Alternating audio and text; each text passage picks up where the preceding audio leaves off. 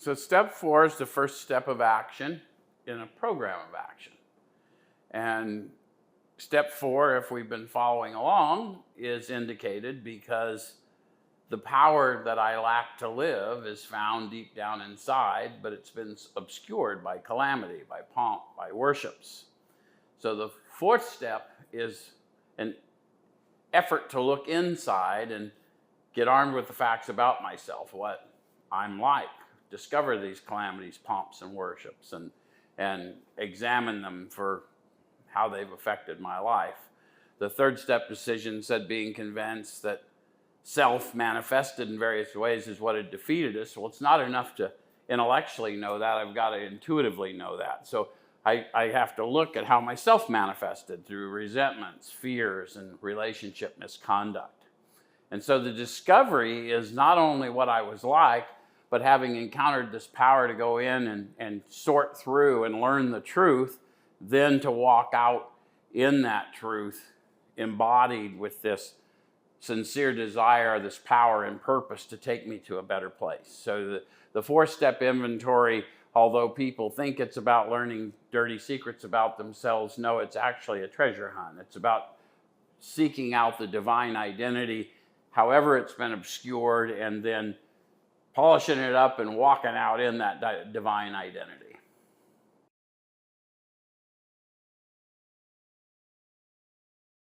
Well, the authors are pretty clear, and my experience would indicate that nothing's changed, as most of us have never made an effort to really look inside ourselves and see what our part was in every difficulty we've ever had. And so since most of us have never done it, there's no reason why anyone having never done it should know how to do it. And the whole point of AA's testimony through their book is I've got to learn to ask for help. Initially to another man, but ultimately to my Heavenly Father.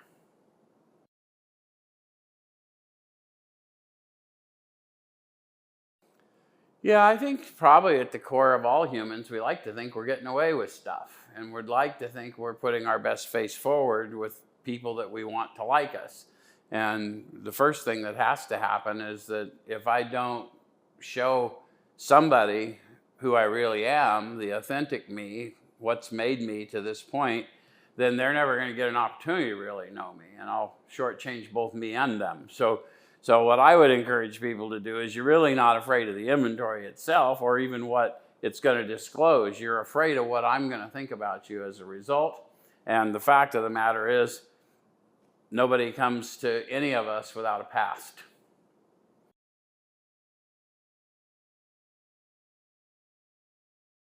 Yeah, I mean, I think that's probably created more confusion than alignment over the years. But the idea was to separate these various manifestations of self and look at it in each individual relationship. And what you'll eventually do is see a lot of commonality between relationships with people, institutions, principles. You'll see the same manifestation of self defeating you. The same thing that would make me falsely represent myself or my intentions in a relationship that eventually went bad with another human being is the same thing would get me in a job where I had misrepresented myself and I wasn't up to the task of performing the job. So it was the same manifestation of self. It was still me trying to present myself as something I was not.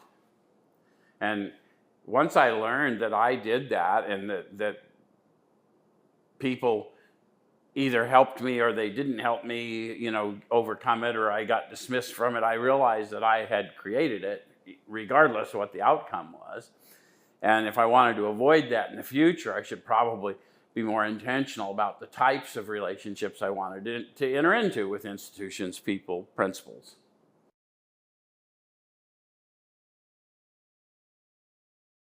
No, I'm 100% in alignment with you. I don't believe for a minute anyone's afraid of writing it down. I think they're afraid of telling somebody.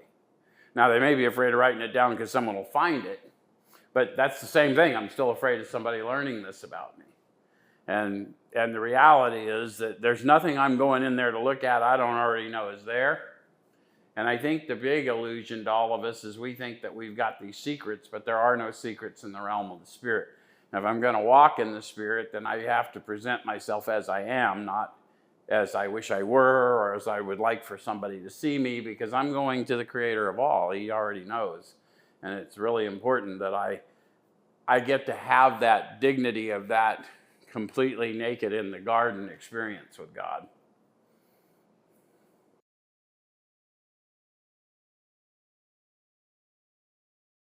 Well, the authors give a lot of clues. You know, they talk about leading into the fourth step from the third step, prayer.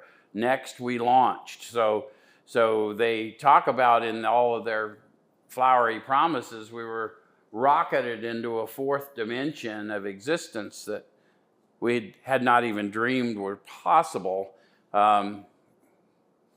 If step 3 is the launching pad, then step 4 is the rocket. If you're wanting to get rocketed into a fourth dimension of existence, to know happiness, peace, and usefulness in a way of life that is, progressively more appealing, then you're going to have to overcome your fear of presenting yourself as you are. I mean, I get why people are afraid of it, because we've spent our whole life trying to pretend no one knew who we were, and the only one who didn't know who I was me.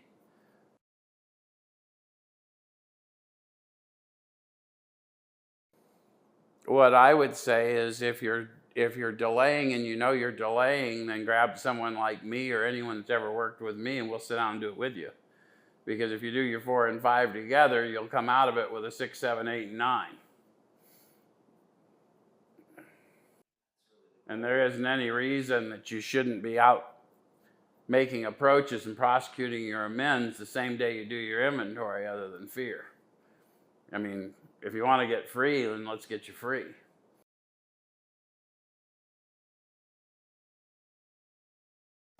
I was making approaches for amends that very first day.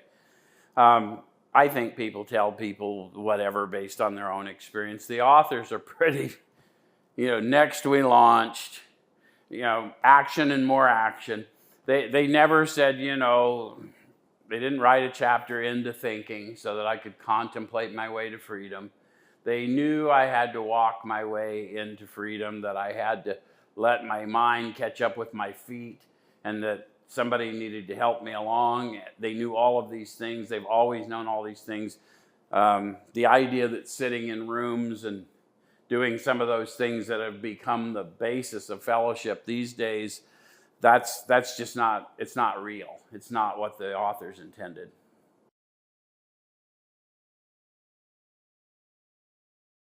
Yeah, I mean, the step 4 experience, if you want to know, it gets you a sane and sound ideal for all your future relationships. Sexual, business, professional, whatever. I don't know why any human being does not want to at least do that. I mean, they all write a budget, they all create some career plan. If they want to go to the bank and borrow money, they write a business plan, but nobody wants to get a plan for how they think and emote in order to ensure greater success and happiness.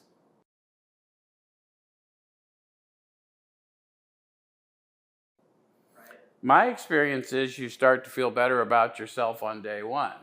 The authors say we presently live in a new and wonderful world regardless of our present circumstances. That happened to me. I was homeless, abjectly destitute. And I went through the process in a day, and I was never the same. I wasn't housed in a day. I wasn't gainfully employed in a day. I wasn't in loving relationships in a day, but I was absolutely free of all those bonds of worldly oppression that day, and I've never been any less.